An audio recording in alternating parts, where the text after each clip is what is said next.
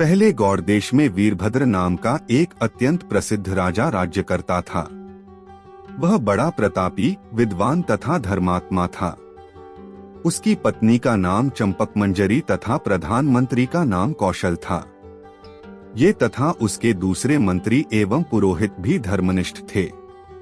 ये सभी कर्तव्य अकर्तव्य, धर्म अधर्म आदि का निर्णय सदा धर्म शास्त्रों के आधार पर ही करते थे, क्योंकि वे जानते थे कि प्रायश्चित्त, चिकित्सा, ज्योतिष का फलादेश अथवा धर्म निर्णय सदा शास्त्रों के आधार पर ही करना चाहिए। जो बिना शास्त्रों के यूं ही मनमाना फतवा दे डालता है, उसे ब्रह्महत्या का पाप लगता है। इसलिए ये लोग राजा को सदा धर्म शास्त्रादि का श्रवण कराते रहते थे। उसके राज्य में कोई नगण्य व्यक्ति भी अधर्म या अन्याय का आचरण नहीं करता था। उस समय गौड़ देश में स्वर्ग जैसा सुराज हो रहा था। एक दिन राजा वीरभद्र अपने मंत्रियों के साथ वन में शिकार खेलने गए।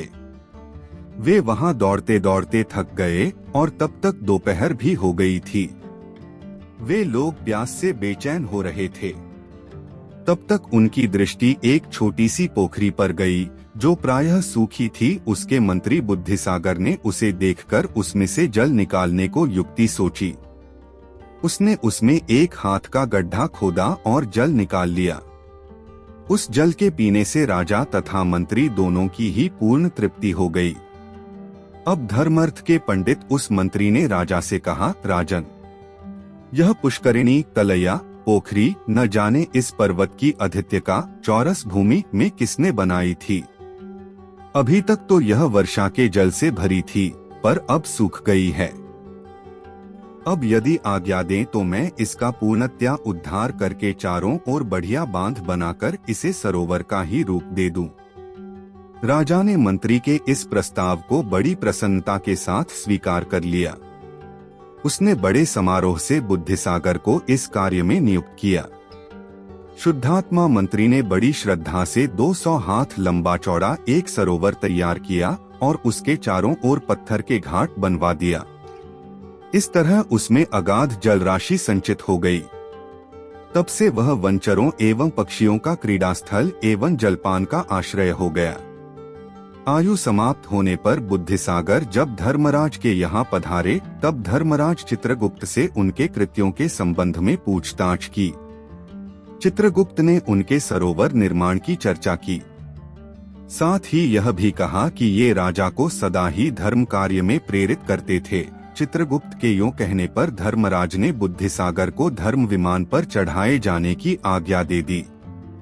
कुछ दिनों के बाद राजा वीरभद्र भी वहीं यमलोक पधारे और धर्मराज को आदर पूर्वक नमस्कार करके एक ओर खड़े हो गए। पुण्य संबंधी प्रश्न किए जाने पर चित्रगुप्त ने उनके लिए भी उसी सरोवर निर्माण के पुण्य की चर्चा की। तदंतर धर्मराज ने बड़ी अद्भुत वाणी से राजा को संबोधित करते हुए कहा, राजन, पूर्व काल में सैंधवगिरी की आदित्यका में एक लवा पक्षी ने जल ठहराने के लिए अपनी चोंच से 2 अंगुल भूमि खोदी थी। तत्पश्चात कालांतर में एक शूकर ने उसी स्थल पर अपने थुथुने से 1 हाथ गहरा गड्ढा खोदा। तब से उसमें हाथ भर जल रहने लगा। तदंतर एक भैंस ने खोदकर उसे 2 हाथ गहरा कर दिया। महाराज, तब से तो उसमें 2 मास तक जल ठहरने लग गया। वन के छोटे छोटे जीव प्यास से व्याकुल होने पर उस जल को पीते थे। तदंतर इसके 3 वर्ष बाद एक हाथी ने उस गड्ढे को 3 हाथ गहरा कर दिया। अब उसमें 3 महीने तक पर्याप्त जल ठहरने लग गया। फिर जल सूख जाने पर आप उस स्थान पर आए और मंत्री बुद्धिसागर की सम्मति से सरोवर निर्माण का कार्य चल पड़ा।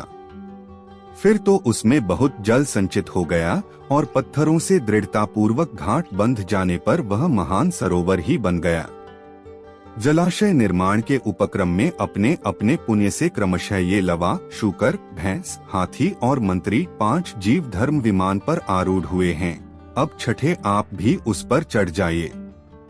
धर्मराज के इन विचित्र तथा सुखद शब्दों को सुनकर राजा वीरभद्र भी उस विमान पर जा बैठा। इस प्रकार जीर्णोद्धार का पुण्य अत्यंत महान है। जिससे एक सरोवर के पुनः पुनः उद्धार में ये 6 जीव धर्म विमान पर आरूढ़ हुए।